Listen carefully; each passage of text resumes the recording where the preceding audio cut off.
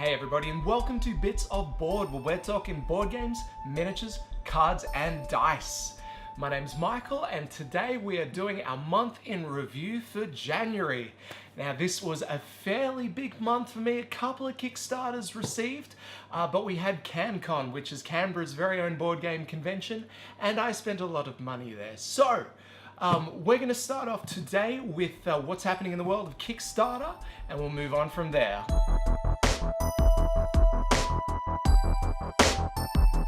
Cool Mini or Not are bringing us the world of SMOG Rise of Moloch, which is an all-verse-one minis game that puts players... It's set in this like alternate Victorian era time. It's got a very strong horror theme to it, and those miniatures look amazing.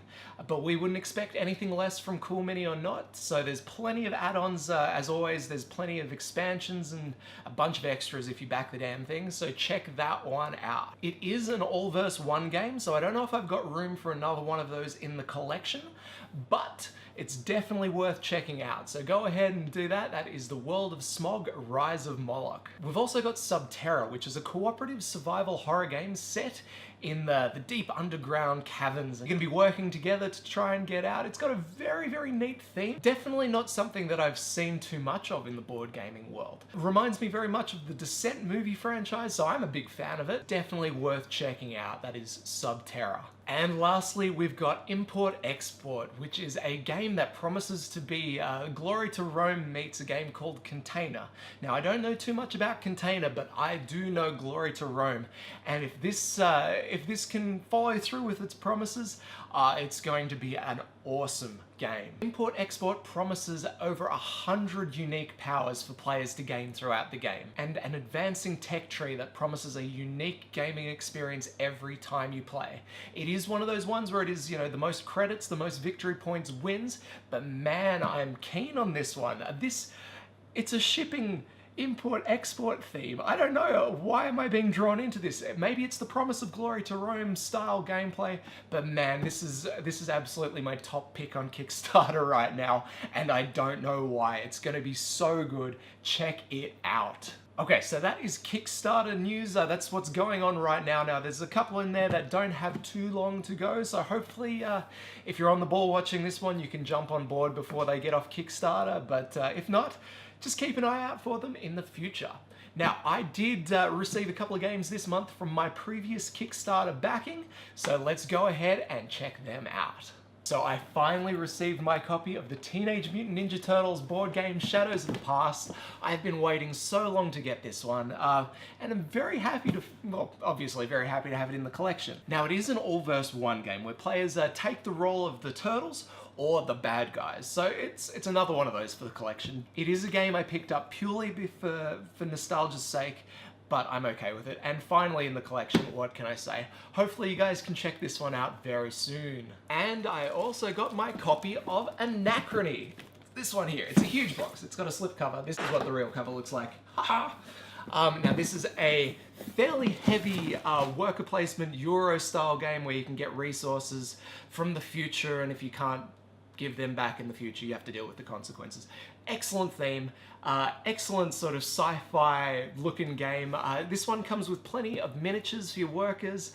I really, really like it. It's from Mind Clash, the guys that gave us Tricerium. I'm definitely always happy to support these guys because they're doing themes that just aren't around right now, and I love that. And so, yeah, happy to have it in the collection finally. Cannot wait to play it. And there's an unboxing for this one. Now, it was weird doing an unboxing for €1. If it turns out alright, I will definitely have that one up soon for you guys.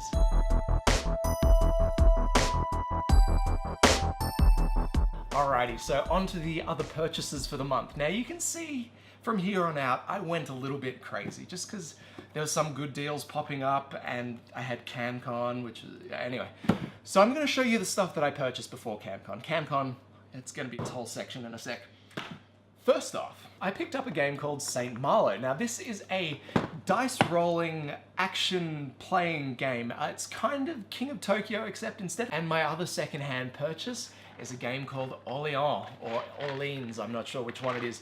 But this is a bag building worker placement game. It is so cool. I have played a couple of games of this one already and am completely enamored by it.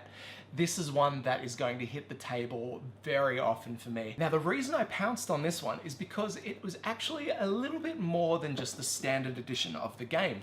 The seller actually included the full upgrade kit for Orléans, and instead of containing just little cardboard chits, it actually contains meeples to draft from the bags, which really gives it a much better feel as you're pulling out. It doesn't change the gameplay anyway at all. This game is so good and is quickly becoming one of my favorite games on the table. Definitely check it out. That's Orléans. A couple of new games in the pile as well. I picked up a game called Burano. Now this is a very interesting, what do you say about this game?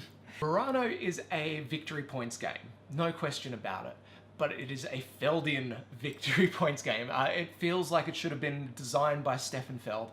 There are so many different ways that you can score points throughout this, and it includes one of the most unique game mechanisms I've ever seen, and this is a pyramid building block game. I don't know, you build a pyramid out of blocks and then you use the blocks on your pyramid to take actions. So not only does it give you a fairly unique way of drafting stuff, but you actually have to do a bit of planning on how you're going to build. Honestly, this is such a weird game, and that's why it's in the collection, but it actually looks like it's going to play pretty well. So I'll get back to you on that one once I've had a couple of games. Now, I don't know if I've mentioned, but I'm a bit of a fan of a game called Food Chain Magnate. And this is a fairly heavy Euro game that can take anywhere from probably an hour and a half to, 3 weeks to finish playing. Maybe not that long. But Splotter, the publisher, they put out some very unique themed games and always seem to have a very limited run of each game that they put out. So when I heard they had a bit of stock of 2 of their other games, I pounced on them immediately. First being The Great Zimbabwe. Now this is a fairly heavy Euro game where players develop trade routes on a map and then build monuments to honor their gods. Cool theme, very, very unique components and a wonderful art style. I hopefully am going to be a huge fan of this one, but right now it's all about digesting the rules and finding out just what this game has got in store for me. I got one more from Splotter because why get one when you could get 2?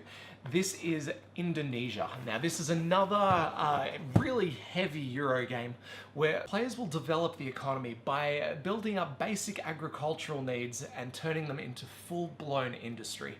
Now while this might not sound too interesting, the game includes ways that companies can merge together to create conglomerates. Like, this is a big deal. There is a lot going on in this box. Again, the components are absolutely beautiful. And very stylized to the game, so definitely one that I had to have in the collection, and another heavy Euro that's just going to take a couple of days to finish reading the rulebooks.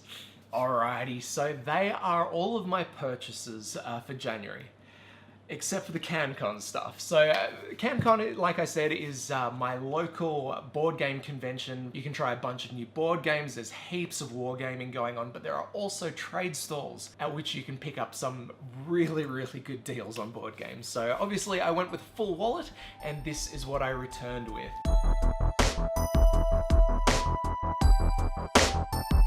From the second-hand stall there, I picked up a couple of games. This is one I've had my eyes on for a little while. Darkest Night. Can you see that? Darkest Night. Now this is a cooperative map-moving game where players, it's set in a fantasy world, players are going up against the necromancer kind of thing. It feels kind of pandemic-y, but it looks fairly, like a lot more in-depth, so players build up their characters, they're collecting relics from ruins on the map, and they use these to defeat the necromancer's minions and stuff like that. It looks like it's got some pretty sweet gameplay behind it as well, one that I'm very excited to play. I also picked up a game called Barony. Now this is an area control game where players can sort of move out along the map and turn knights into buildings, blocking off areas to other... It's a victory points game with very nice art, simple mechanics, but a fairly rich gameplay. So yeah, I thought I'd take a chance on it. It looks like a bit of fun, so yeah, it's in the collection. Just so you guys know, I haven't played this next game before, and I probably should have, considering that I like board games. This is Twilight Struggle. Now, for ages, this was the #1 game on Board Game Geek. It's all about the conflict in the Cold War. Now, not a theme that reached out to me, but I don't think it's going to matter. The gameplay behind this one is so well celebrated that it had to be in the collection. Just another good deal, another great find in the secondhand store at Cancon. Love it. Twilight Struggle, finally in the collection. And now for the new stuff. I picked up a copy of Keyflower. This is another one that's eluded my collection, despite it being a very well celebrated game, and probably one of the best Euro games out there. I haven't played it yet, I've read the rules, and I can see why this is going to be such a good game. Definitely one I'm keen to play with real people soon, so I'll let you know how that one goes, I am sure. I also got Castles of Burgandy. Now this is a game designed by Stefan Feld, the designer of those crazy point scoring games, and this is one of them, okay? This is a tableau building game where players draft tiles to flesh out their map. Now this includes buying buildings, boats, animals for the pastures, and super special powers that are going to give you that edge when it comes down to final scoring. This is a game that promises heaps of replay value, and I've already got a couple of games under the belt. I have been flogged both times playing it, and what can I say? If a game is going to kick my butt that hard, it's definitely worth playing some more. So absolutely thrilled to have Castles of Burgandy in the collection, yes. I also picked up a copy of Sheriff of Nottingham. Now this game is a part of the Dice Tower Essentials collection, so you know it's going to be good, and I needed a good party game, so that's where this one fits into the collection. This is a pretty sweet looking bluffing game where players try to sneak goods into the town of Nottingham. The sheriff, who changes player every round, decides whether or not to let the goods pass or to check them. So players will be trying to sneak in little items through the gates. Basically, players will go, all right, I've got a couple of apples here. What do you think? The sheriff will go, yeah, they're apples, go on, go through. Or he'll go, they're not apples, give me your bag and let me look. And they will open a little bag, have a look at the cards that you're trying to pass through the game, and if he's right and you are trying to smuggle stuff in, you lose points. If he's wrong and you're just being an honest citizen, he loses points. Really simple idea, but man, it's executed well. I cannot wait to get this one to the table with a full group of 5. Man, it looks fun. I also picked up a copy of Terra Mystica.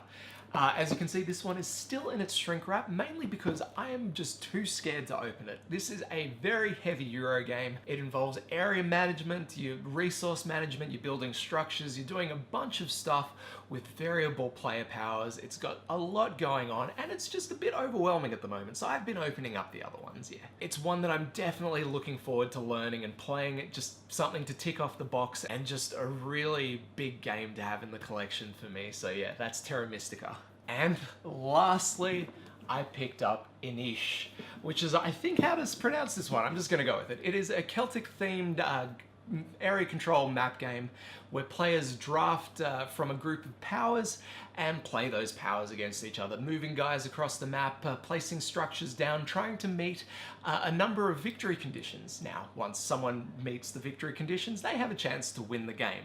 But at that point, players will think, oh, that guy's gonna win the game, I better destroy them. So players gang up on them and break them down, and you know, the whole process starts again. Let's try and meet those victory conditions and hopefully survive this round. So it's all about planning for victory and then defending against the onslaught that comes for it. A beautiful, beautiful game. This game sports some of the coolest art I've seen on its cards, on its map. I mean, it's just got so much going for it. Even the map tiles are just beautiful to look at. The way they fit together, the way they sprawl across the table. Man, this is a game for me. So yeah, this is just an absolutely beautiful game with some very strong mechanics behind it and a lot of fun gameplay. Man, I cannot wait to show you this one, guys. Alright, so that is it. January was a huge month. Man, how am I going to recover from this one? Hopefully February quietens down a little bit. But yeah, thank you all so much for watching. If you got any questions or if you want to see anything close up, chuck them in the comments below. As always though, my name is Michael. This is Bits of Board. We'll catch you next time.